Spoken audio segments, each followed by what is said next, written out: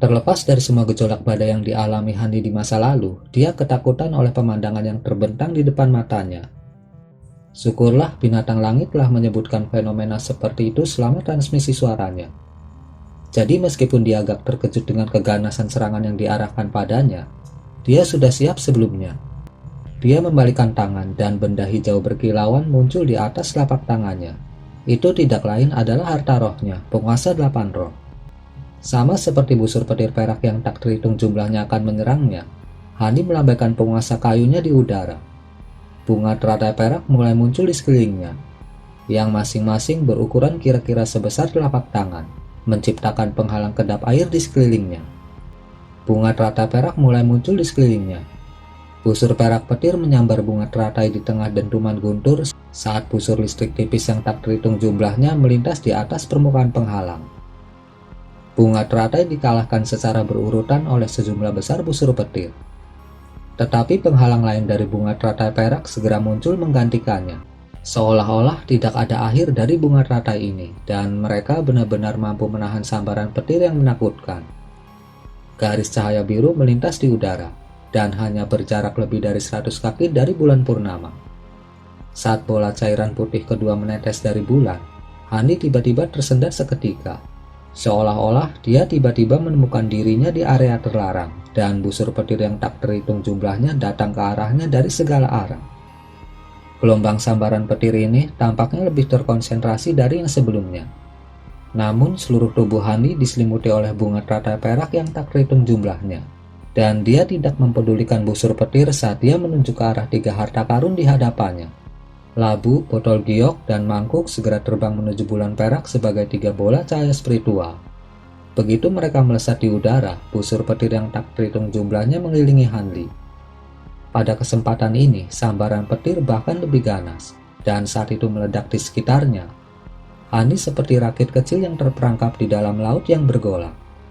Meskipun pasokan bunga teratai yang tampaknya tak terbatas sedang diaduk oleh penguasa 8 roh, penghalang yang mengelilingi tubuh Hani sedang berjuang untuk menahan serangan sengit.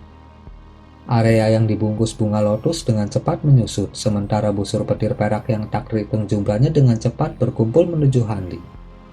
Namun dia tidak mempedulikan situasinya yang berbahaya saat dia memfokuskan perhatiannya sepenuhnya pada 3 harta karunnya dan terbang perlahan menuju bulan purnama. Untuk beberapa alasan, begitu 3 harta karun mencapai jarak 30 kaki dari bulan, semuanya menjadi sangat berat, seolah-olah telah memicu semacam pembatasan. Dengan demikian, mereka bisa mendekati bulan dengan kecepatan siput yang menyiksa. Pada titik ini, bulan purnama telah mengeluarkan tetesan cairan keduanya. Namun perlahan-lahan menjadi kabur dan tidak jelas, seolah-olah akan menghilang setiap saat. Pada saat yang sama, awan gelap di langit mulai runtuh dan melonjak lagi, saat semburan tekanan spiritual yang cukup mencengangkan bahkan bagi Hanli perlahan mulai terbentuk. Ini jelas merupakan pendahulu untuk gelombang sambaran petir ke-9. Harta penampung masih beberapa kaki dari bulan purnama. Namun mereka masih bergerak, seolah-olah mereka berjalan dengan susah payah melalui rawa. Dan Hani tahu bahwa dia harus melakukan sesuatu. Dia tiba-tiba mengeluarkan teriakan nyaring saat dia mengumpulkan indera spiritualnya, dan tiba-tiba melepaskan duri strum roh ke arah bulan purnama. Semburan kekuatan yang sangat besar menyapu ke arah bulan purnama, mengukir celah ke dalam cahaya berair yang berkilauan di atas permukaannya. 3 harta karun kebetulan melewati celah dan segera mempercepatnya. Hani membuka mulutnya tanpa ragu-ragu setelah melihat itu, mengeluarkan seteguk esensi darah, lalu menjentikan 10 jarinya ke arah esensi darah secara berurutan. Esensi darah langsung berubah menjadi awan kabut darah sebelum menghilang dalam sekejap. Adegan aneh kemudian terjadi. 3 harta karun awalnya memiliki warna yang berbeda. Namun begitu kabut darah menghilang, ketiganya mulai memancarkan cahaya merah. Mereka gemetar dan menerobos batasan secara serempak, menghilang ke bulan purnama dalam sekejap.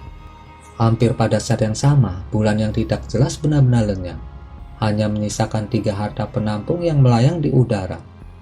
Bahkan Hani tidak yakin apakah harta karun itu berhasil menyimpan sesuatu dari bulan atau masih kosong.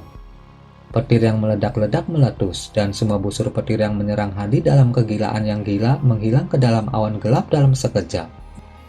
Bukannya senang dan lega saat melihat itu, Hani malah muram. Dia melambaikan tangan di udara dan 3 harta karun segera terbang kembali ke arahnya. Cahaya biru memancar dari tubuh Hani, dan harta karun muncul di hadapannya dalam sekejap mata.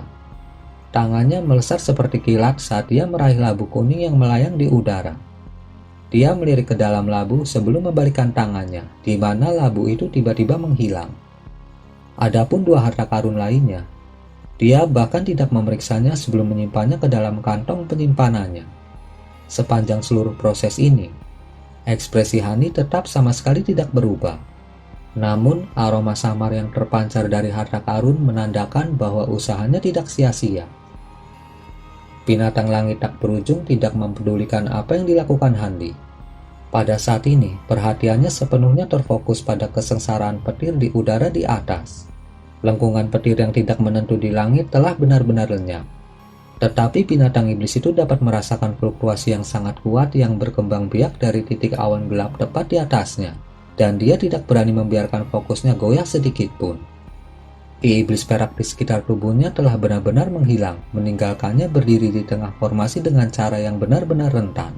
Itu bahkan tidak memancarkan lagi ki iblis putih keabu-abuan aslinya. Karena tampaknya pasti bahwa tidak ada dari ini yang akan membantunya sedikit pun dalam menghadapi kesengsaraan petir yang akan datang. Senyuman muncul di wajah Handi, dan dia baru saja akan mengatakan sesuatu kepada binatang iblis itu ketika petir yang sangat tumpul terdengar dari atas. Busur petir perak raksasa setebal tangki air muncul di bawah awan gelap. Busur petir memiliki panjang lebih dari 200 kaki dan mengikuti beberapa kilatan cahaya perak secara berurutan. Itu jatuh dengan keras ke arah binatang langit tak berujung seperti naga perak besar. Cahaya perak yang memancar dari tubuh naga raksasa hampir menyinari seluruh langit. Dan itu turun dengan kekuatan yang benar-benar menakjubkan. Ekspresi binatang langit berubah drastis saat melihat itu, dan dia membuka mulutnya tanpa ragu-ragu. Manik abu-abu melesat keluar dari dalam sebelum berputar tanpa henti di atas kepala binatang iblis. Manik itu tidak lain adalah inti iblisnya. Namun sebelum naga perak berhasil menyerang binatang iblis itu, Hanli akhirnya bertindak.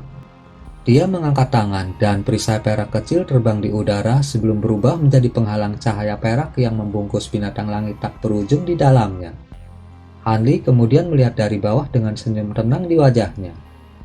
Binatang langit segera menghela nafas lega saat melihat itu. Naga perak menabrak penghalang cahaya perak di tengah ledakan gemuruh saat cahaya perak yang menusuk memancar ke segala arah. Namun penghalang cahaya perak di bawahnya hanya bergetar tak menentu sebelum menetap lagi, seolah-olah tidak ada yang terjadi. Serangan petir naga perak telah digagalkan, namun itu tidak segera menghilang. Sebaliknya, itu mulai mengelilingi penghalang cahaya. Guntur bergemuruh meletus berulang kali, namun dengan setiap serangan yang lewat, tubuh naga perak akan menyusut sedikit. Setelah selusin serangan berturut-turut, naga perak telah dikurangi menjadi sekitar setengah dari ukuran aslinya. Sudah cukup rekan Tawisan, kamu bisa menarik hartamu. Aku bisa menangani ini sendiri sekarang. Teriak binatang langit tiba-tiba. Hani mengarahkan jarinya ke arah tengah formasi setelah mendengar itu, dan penghalang cahaya perak menghilang dalam sekejap. Sebelum datang ke sini, binatang langit telah memberitahu Hanli bahwa bantuan eksternal dapat direkrut oleh binatang iblis selama kesengsaraan petir tahap metamorfosis. Dan mereka bahkan dapat meminta bantuan dalam meniadakan sebagian kekuatan kesengsaraan petir. Namun, mereka masih harus menahan hampir setengah dari kekuatan setiap gelombang kesusahan petir sendiri. Jika tidak, gelombang sambaran petir akan terus berulang. Dengan demikian, binatang langit hanya meminta Handi untuk membatalkan sebagian besar kekuatan dari 3 gelombang kesusahan petir terakhir. Karena itu, Hani tidak terkejut dengan permintaan binatang iblis itu, dan segera menarik perisai peraknya. Tanpa perlindungan penghalang cahaya perak, petir naga segera menerkam menuju binatang langit, hanya untuk dijauhkan lagi oleh inti iblis putih keabu-abuan. Busur petir yang besar menghantam inti iblis, menyebabkannya sedikit bergetar. Tetapi itu tetap kokoh dan tegas, dengan mudah menahan sebagian besar kekuatan dari sambaran petir. Setelah itu, tidak peduli dari sudut mana naga perak mencoba menyerang binatang langit, Inti iblis selalu selangkah lebih maju. Dengan demikian, naga perak terus dipangkas mengikuti serangkaian ledakan keras. Hani mengelus dagunya saat dia melihat dari bawah. Tampaknya tidak ada masalah baginya untuk menahan dua gelombang kesengsaraan petir yang tersisa.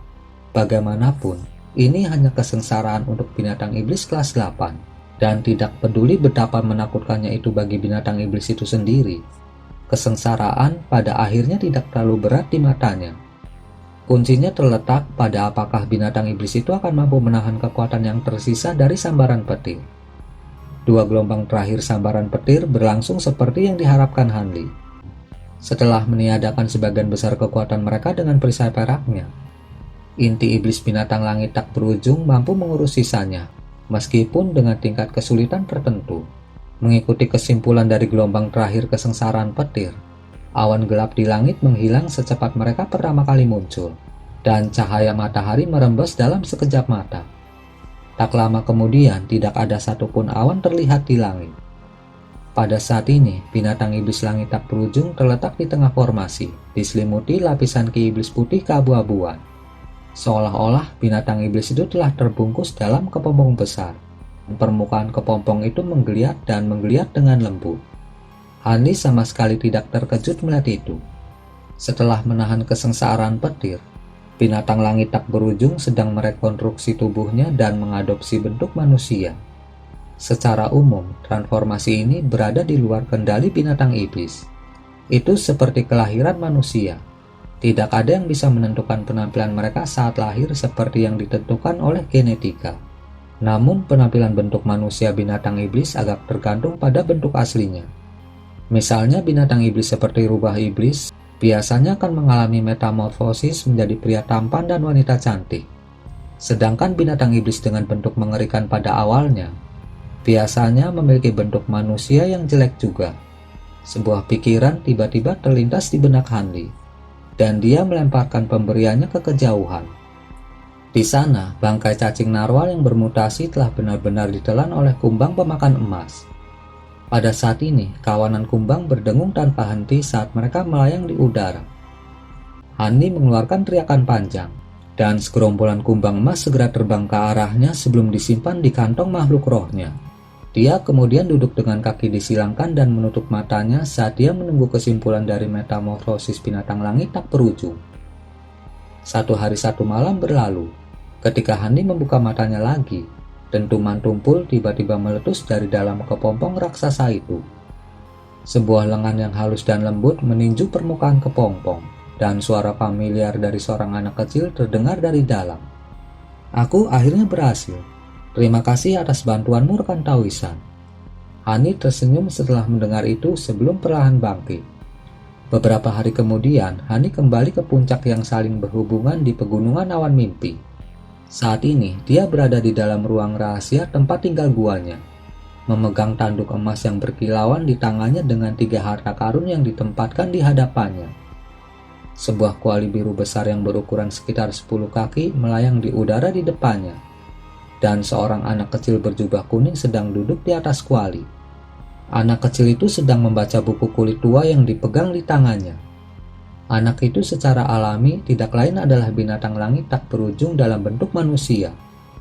Itu tidak persis sama dengan proyeksi yang dimanifestasikan di masa lalu, tetapi sangat mirip dengan proyeksi itu. Itu masuk akal, mengingat tubuh sejati binatang iblis di alam roh telah mengalami metamorfosis sekali. Jadi secara alami akan memiliki gambaran kasar tentang seperti apa bentuk manusianya. Itulah mengapa dia mampu mewujudkan proyeksi dengan tampilan yang kurang lebih sama. Hani membelai pola bergelombang di permukaan tanduk emas dengan jarinya, dan setelah beberapa saat dia tiba-tiba berkata, "Setelah beberapa percobaan, saya telah menemukan bahwa tanduk ini dapat menyerap hampir semua jenis kekuatan spiritual, dan juga melepaskan. Satu-satunya kekurangannya adalah dia hanya mampu menyerap sejumlah kecil kekuatan spiritual sekaligus, dan tingkat penyerapannya juga agak lambat."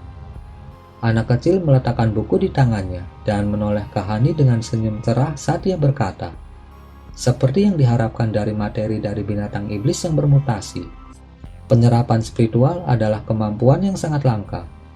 Ada banyak kultivator bahkan di alam roh yang sekarat demi untuk mendapatkan material dengan kemampuan luar biasa itu. Itu adalah material yang ideal untuk memperbaiki harta tipe pertahanan. Dan banyak harta roh tipe pertahanan terkenal telah memasukkan material tipe ini. Harta tipe pertahanan. Bisakah ini digunakan untuk memperbaiki armor perang? Hani bertanya. Hehe, kamu benar-benar sangat pintar rekan Taoisan.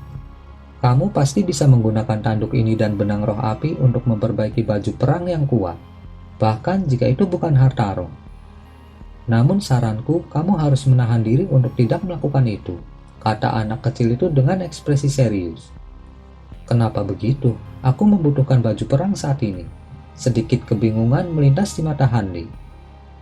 Jika Anda ingin menghabiskan sisa hidup Anda di sini, di dunia manusia ini, dan menganggap keselamatan sebagai prioritas nomor satu Anda, maka menyempurnakan baju perang secara alami adalah pilihan terbaik Anda.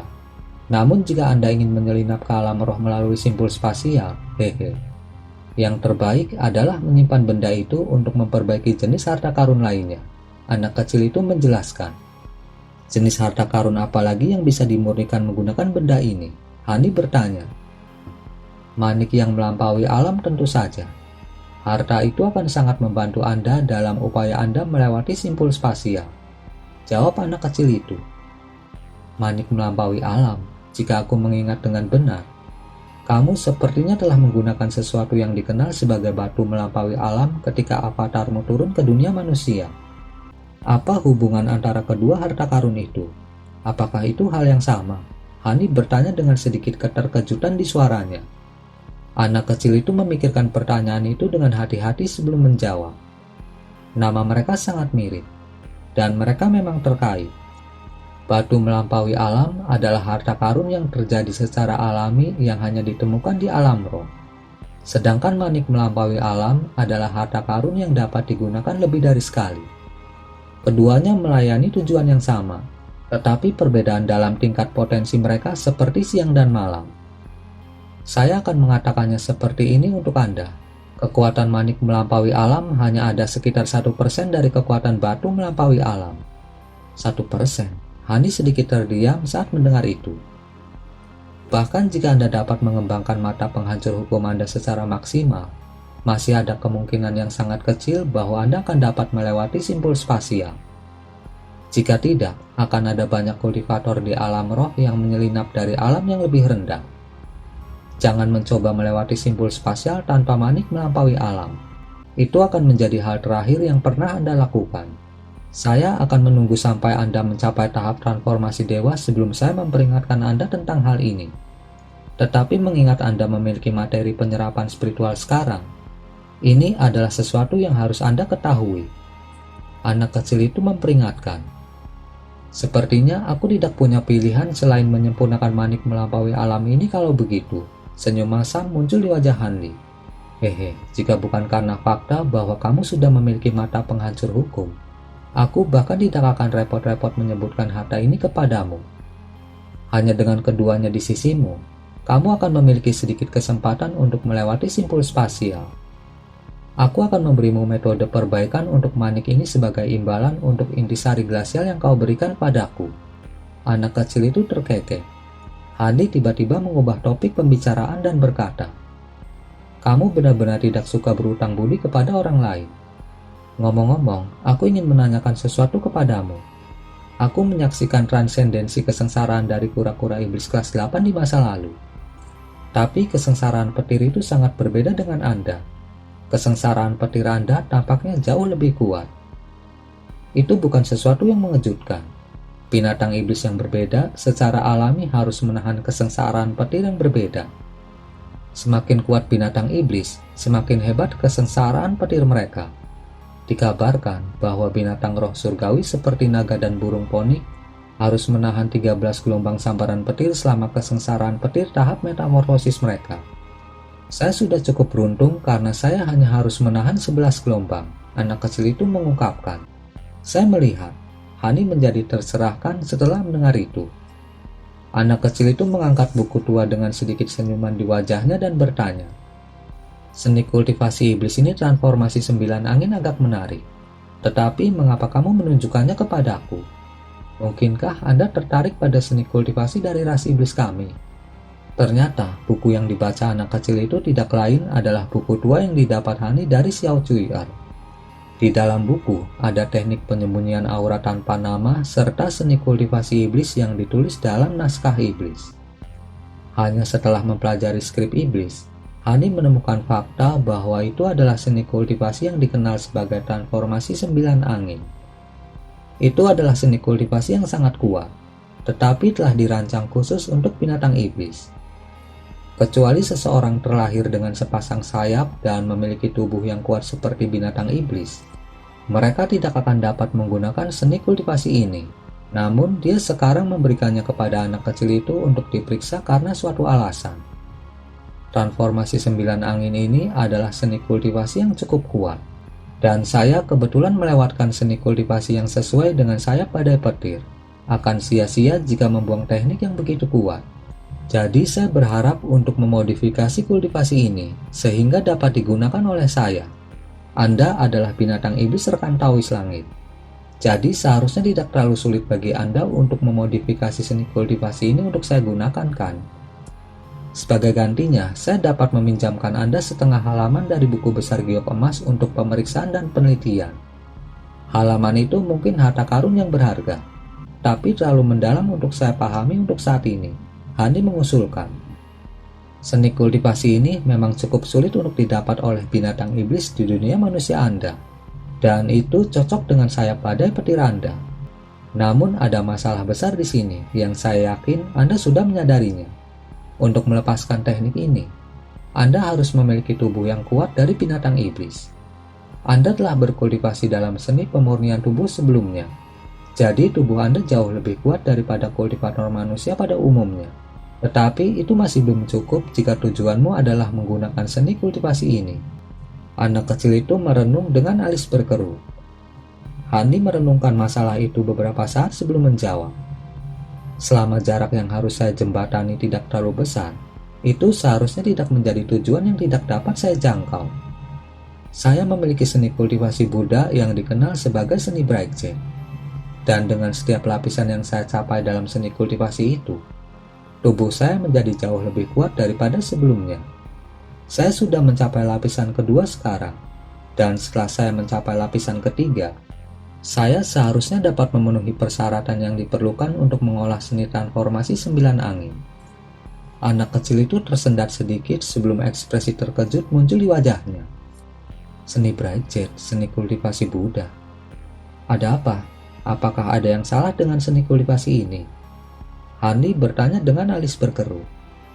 Anak kecil itu menjawab dengan pertanyaannya sendiri. Berapa banyak lapisan yang memisahkan seni kultivasi Anda? Hani agak bingung dengan pertanyaan itu, tapi dia tetap menjawab dengan jujur. 7. Senyuman aneh muncul di wajah anak kecil itu saat dia berseru. Sungguh kebetulan, saya juga memiliki seni pemurnian tubuh Buddha yang terbagi menjadi 7 lapisan. Beberapa hari kemudian, dunia kultivasi wilayah selatan surgawi gempar sekali lagi. Selain mereka yang sudah mengetahui hubungan Hani dengan Nangongwan, semua kultivator jiwa baru lahir yang menerima undangan sangat terkejut. Namun dengan reputasi gemilang Hani saat ini, tidak ada yang berani menolak undangannya. 3 kultivator hebat lainnya dari wilayah selatan surgawi tidak dapat menghadiri secara langsung karena fakta bahwa mereka semua berada dalam pengasingan. Tetapi mereka mengirim murid mereka untuk menawarkan hadiah ucapan selamat yang berharga. Dikatakan, dalam beberapa hari menjelang dimulainya upacara, seluruh langit di atas pegunungan awan mimpi telah diselimuti oleh cahaya 5 warna yang sangat meriah. Bangunan rumit cahaya juga muncul dari udara tipis di pegunungan. Dan di bawah pengaruh pembatasan, semua tanaman di seluruh pegunungan mekar penuh, membuat pegunungan awan mimpi tampak seperti alam abadi yang sangat indah. 3 sekte di pegunungan awan mimpi serta beberapa sekte terdekat yang lebih kecil yang mencoba menyedot Hanli telah bekerja tanpa lelah untuk mempersiapkan upacara ini, menjadikannya acara yang lebih megah dan lebih termasyhur daripada upacara perayaan yang diadakan ketika Hanli menjadi seorang kultivator hebat. Selain kultivator sekte utama yang telah menerima undangan dari sekte awan melayang, Beberapa kultivator dari sekte lain yang lebih kecil serta banyak kultivator gelandangan terkenal menghadiri upacara tersebut, menawarkan hadiah mereka sendiri. Selama beberapa hari ketika upacara diadakan, sekitar 5.000 hingga 6.000 kultivator di luar pegunungan awan mimpi berbondong-bondong ke tempat kejadian. Kebanyakan dari mereka adalah kultivator kelas tinggi. Itu adalah upacara paling spektakuler yang diadakan di wilayah selatan surgawi selama 1000 tahun terakhir. Namun itu tidak mengherankan. Dulu ketika Hani telah menjadi seorang kultivator hebat, banyak orang menghadiri upacara perayaan untuk memberi selamat kepadanya. Tetapi kebanyakan dari mereka menyimpan keraguan di dalam hati mereka tentang keaslian klaimnya. Selain itu, masih ada 3 kultivator hebat lainnya di wilayah selatan surgawi juga. Namun setelah pertandingan tanding yang diadakan selama upacara perayaan itu, Hani telah dengan baik dan benar-benar mengokohkan dirinya sebagai kultivator nomor 1 di wilayah selatan surgawi. Dikatakan bahwa Hani bisa menghadapi 2 kultivator hebat sekaligus, dan masih dengan mudah berada di atas angin. Dan ini adalah gagasan yang cukup mengerikan bagi semua sekte di wilayah selatan surgawi. Ini menunjukkan bahwa Hani tidak perlu khawatir tentang sekte sendiri. Dia cukup kuat untuk mengendalikan sekte kultivasi di seluruh wilayah. Tidak ada sekte di wilayah selatan surgawi yang dapat memiliki lebih dari 2 kultivator hebat di antara barisan mereka. Jadi tidak ada kekuatan di seluruh wilayah yang dapat bersaing dengan Hanli. Dengan demikian, terlepas dari apakah sekte ini memiliki hubungan dengan sekte awan melayang atau tidak di masa lalu, semuanya telah mengirim orang ke upacara dalam upaya untuk membangun hubungan yang lebih baik dengan sekte Hanli. Adapun para kultivator gelandangan bermutu tinggi, mereka ingin berkenalan dengan kultivator nomor 1 ini di wilayah selatan surgawi, berharap Hani akan berbaik hati untuk menawarkan mereka beberapa bimbingan dalam kultivasi mereka. Dengan demikian, banyak kultivator telah tiba untuk menghadiri upacara dari 3 sekte, menjadikannya benar-benar sebuah upacara besar selama berabad-abad. Hani dan Nangongwan tidak muncul di upacara untuk waktu yang lama. Keduanya hanya menyampaikan ucapan terima kasih kepada semua kultivator yang berkumpul pada upacara tersebut. Kemudian melakukan pertukaran formal cangkir anggur antara kedua mempelai sebelum berangkat dari tempat kejadian. Segala sesuatu yang lain setelah itu jelas-jelas diserahkan kepada Lulo. Meskipun kedua bintang pertunjukan tidak hadir, dia masih bisa membuat sisa upacara menjadi acara yang sangat hidup dan ramai. Upacara berlangsung total 3 hingga 4 hari sebelum akhirnya menarik kesimpulan. Sebagian besar kultivator yang datang untuk memberikan ucapan selamat mulai berangkat.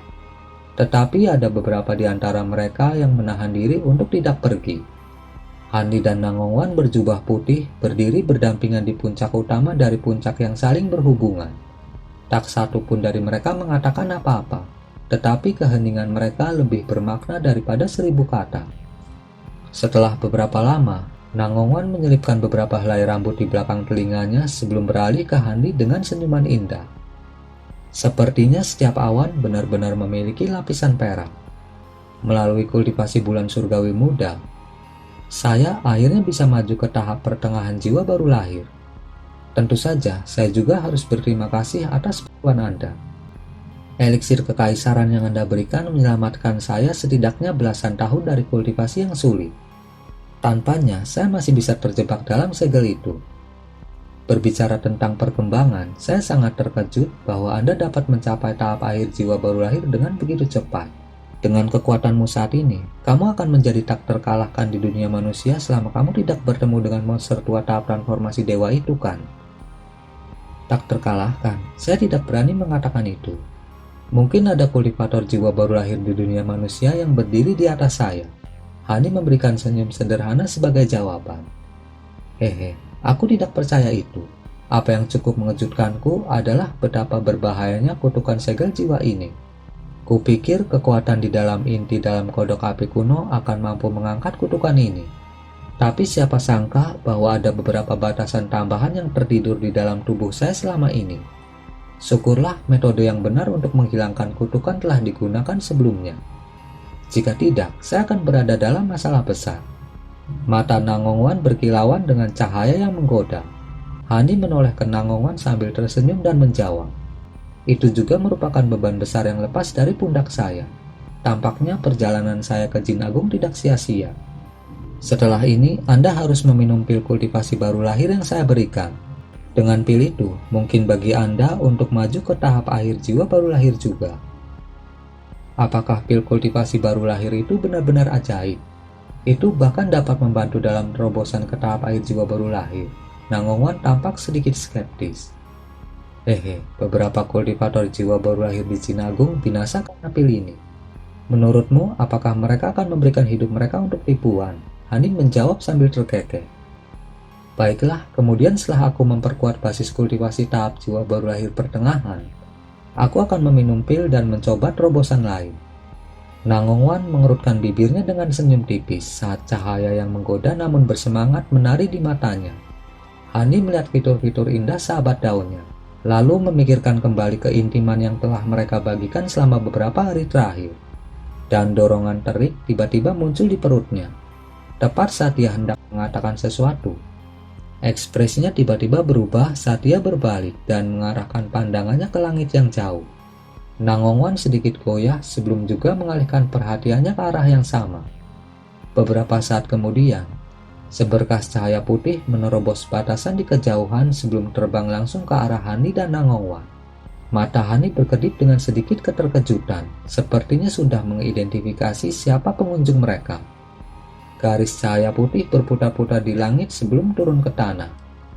Cahaya kemudian surut untuk menampakkan seorang wanita cantik. Itu tidak lain adalah Mu Peiling. Mu Peiling memberikan penghormatan kepada tuanya dan kakak Nangong. Mu Peiling memberi hormat kepada mereka berdua. Adik Peiling, mengapa kamu datang ke sini dari sekte dengan terburu-buru, meskipun upacaranya sudah selesai? Mungkinkah ada sesuatu yang tidak bisa diurus oleh senior Lu? Jadi dia meminta bantuan kami, Nangongwan bertanya. Kakak Nangong, ada beberapa tamu yang masih belum pergi setelah upacara selesai. Mereka semua mengatakan bahwa mereka adalah kenalan tuanku dan ingin bertemu dengannya. Senior Lu tidak yakin apakah tuanku ingin menjamu tamu-tamu ini. Jadi dia mengirimku ke sini sebagai utusan. Jika tuanku tidak ingin melihat mereka, maka dia akan meminta mereka pergi, Mu Peiling menjelaskan. Kenalan Anda? Mungkinkah mereka sekumpulan kultivator wanita cantik? Nangongwan melirik Hani dengan senyum geli di wajahnya. Mu Peiling menatap diam-diam ke arah Hani sebelum menggigit bibir bawahnya saat dia mengangguk. Memang kakak Nangong, semua tamu yang dimaksud adalah wanita. Oh, sepertinya mantan kekasihmu datang untuk mencarimu. Nangongwan memutar matanya ke arah Hanli. Mantan kekasih? Tolong jangan membuat lelucon seperti itu, Wan Er. Peiling, apa kamu sudah menanyakan nama tamu-tamu itu? Hani berdehem dengan tampilan agak canggung sebelum menoleh ke Mu Peiling dengan tatapan ingin tahu. Sudah. Salah satunya adalah seorang wanita sekte roh hantu dengan nama belakang Yang, dan dia ditemani oleh dua penatua sekte roh hantu. Dua lainnya adalah seorang kultivator wanita dari sekte roh pengendali dengan nama Han Yusi, dan Dong Xuan Er dari sekte ikatan harmonis, jawab Mu Peiling. Itu mereka. Hani sedikit goyah saat mendengar itu. Nangongwan mengangkat alisnya sambil terkekeh. Sepertinya mereka benar-benar kenalanmu. Kamu harus pergi dan menemui mereka. Tidak sopan membuat mereka menunggu terlalu lama. Hani berhenti sejenak sebelum mengangguk saat dia menginstruksikan. Mereka semua adalah kenalan lama sebelum saya mencapai tahap jiwa baru lahir. Dan saya tidak keberatan bertemu dengan mereka. Peiling, pergi dan beritahu senior Lu bahwa saya akan ke sana segera. Sementara itu, minta mereka menunggu saya di dua pavilion tamu yang berbeda. Dan saya akan menemui mereka secara terpisah. Iya, kalau begitu aku akan pergi. Mu Peiling mengulurkan busur hormat sebelum terbang sebagai seberkas cahaya putih. Sementara itu, Hani melihat sosoknya yang pergi dan alisnya sedikit berkerut. Nangongwan memperhatikan perubahan kecil pada ekspresi Hanli dan dia tersenyum saat bertanya, "Mengapa? Apakah kamu tidak senang dengan adik Peiling?" Hani menggenggam tangannya di belakang punggungnya saat dia menggelengkan kepalanya dan berkata, "Tidak, hanya saja aku tidak begitu mengerti. Mengapa kamu memutuskan untuk menerimanya sebagai saudara perempuanmu? Awalnya aku bermaksud agar dia menjadi muridmu. Apa salahnya memiliki Peiling sebagai saudara perempuan? Aku hanya ingin mengejar dao agung bersamamu. Jadi aku tidak tertarik untuk mengambil murid manapun. Juga masa lalunya mirip denganku dan aku sangat menyukainya. Sebaliknya menempatkannya dalam posisi yang canggung sebagai muridku, kupikir itu ide yang lebih baik untuk menjadikannya sebagai adikku sebagai gantinya. Dengan begitu, terlepas dari apakah kamu ingin menjadikannya selira atau muridmu di masa depan, tidak ada yang akan bisa mengatakan apapun tentang itu. Nangongwan menjelaskan dengan hangat. Kalau begitu, kami akan melakukan apa yang kamu katakan. Aku akan pergi dan menemui tamuku sekarang, jawab Hani acuh tak acuh. Segera kembali. Aku akan menunggumu di gua kediamanku, kata Nangongwan dengan senyum tipis. Senyum masam muncul di wajah Hani setelah mendengar itu. Wan Er, bulan surgawi muda yang Anda kembangkan cukup menarik.